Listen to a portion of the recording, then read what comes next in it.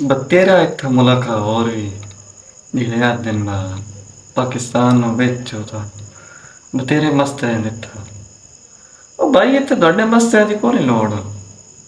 दौड्डा मस्तरापन है जेह्ड़ा चलदा पिया है अलहमदुलिल्लाह 76 साल जित्थों ला के ना उत्थों 176 साल या सदियां गुजर लगे दे के कोनी डेल। पाकिस्तान में छड्डो ते ना इन्ने ही ठीक ते ये है तो वो है तो फलान है ढींग है।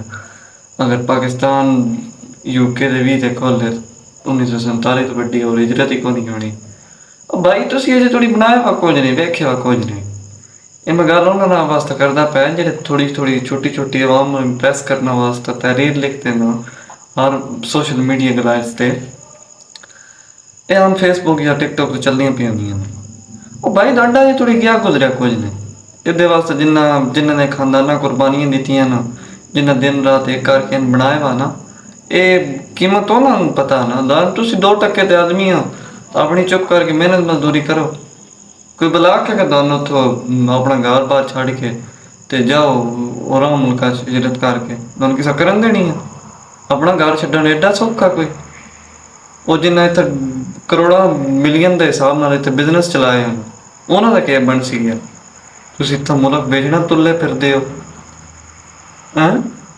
ਉਹ ਭਾਈ ਉਹ ਚੀਜ਼ ਨਹੀਂ ਕਿ ਤੁਸੀਂ ਮੁਲਕ ਛੱਡ ਦਿਓ ਮਜਬੂਰੀਆਂ ਪਈਆਂ ਬੰਦੇ ਬਹਿੰਦੇ ਰਹਿੰਦੇ ਨੇ ਅਰਬਾਂ ਮੁਲਕਾਂ 'ਚ ਦੋਸਤਾਨਾ ਮੁਲਕ ਹੈ ਸਾਡਾ ਖੈਰ 2-3 ਸਾਲ ਲਾ ਕੇ ਜਿੱਡੀ ਮਰਜ਼ੀ ਪੀ ਚੋ ਬੰਦੇ ਦੀ 8 ਸਾਲਾਂ 10 ਸਾਲਾਂ ਜਾ ਕੇ ਉਹਨਾਂ ਤਾਂ ਆਪਣੇ ਮੁਲਕ ਨੇ ਨਾ ਜਿੱਥਾ ਵੀ ਤੁਸੀਂ ਜਾਓ ਬੋਲਣਾ ਪਾਕਿस्तान ਦੀ है भाई।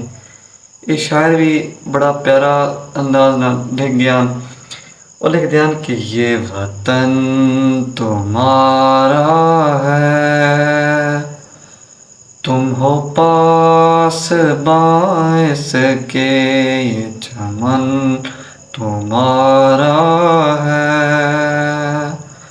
तुम हो नगमा खाइस के।